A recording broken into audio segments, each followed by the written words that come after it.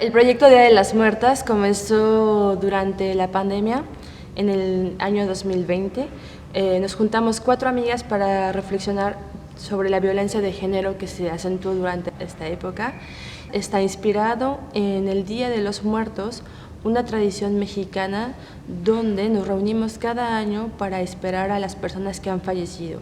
En ese sentido, el proyecto rinde homenaje a las mujeres que han sido víctimas del feminicidio, porque durante la fiesta de los muertos los esperamos una vez al año, pero los feminicidios pasan todos los días, y de ahí de Día de las Muertas, porque todos los días son Día de las Muertas.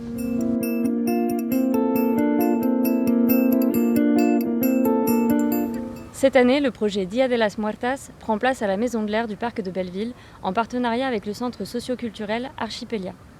L'installation invite les visiteurs à un parcours immersif, inspiré des différentes étapes de la route migratoire et leur permettant ainsi de découvrir les différentes formes de violence auxquelles les femmes et les personnes issues de la communauté LGBT peuvent être exposées sur ces routes migratoires.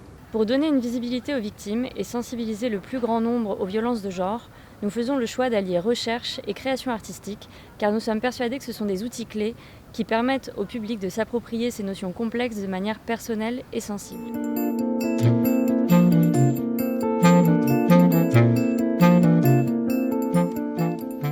When we talk about gender violence in the context of migration, we're talking about 2 issues that compound together, and also about how people experience particular forms of gender-based violence specifically because of their status as migrants.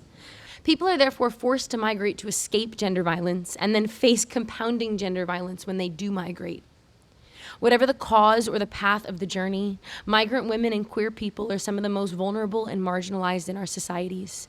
And it's urgent to give visibility to people at this intersection, more than through numbers and statistics, but as whole human beings.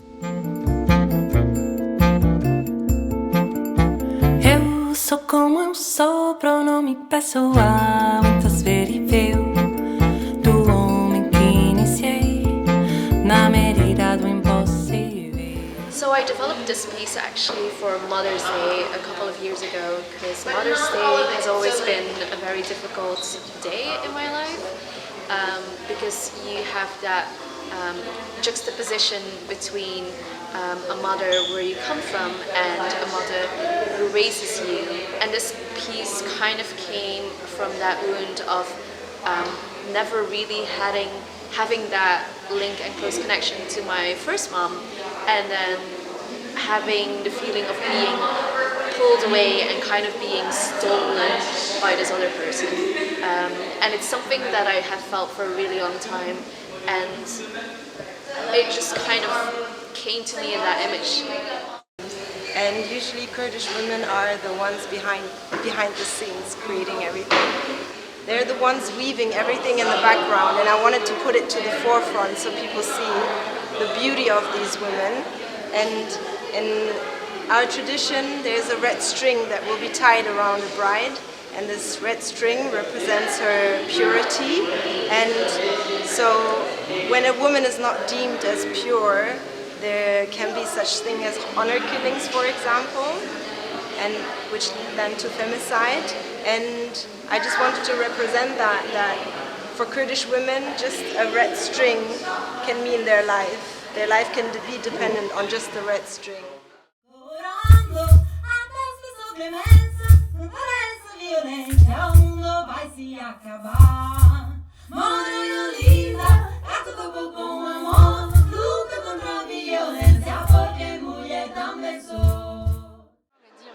D'une part, que si on n'en parle pas, ça s'est passé sous silence, ou ça n'est pas suffisamment visible.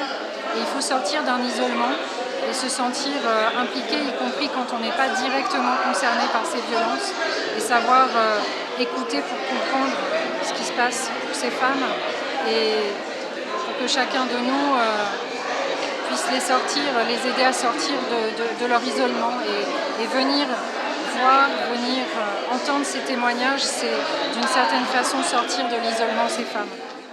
Guerreira, mulher guerreira eu sou. Eu canto pouco e linda e canto com muito amor. Eu sou guerreira.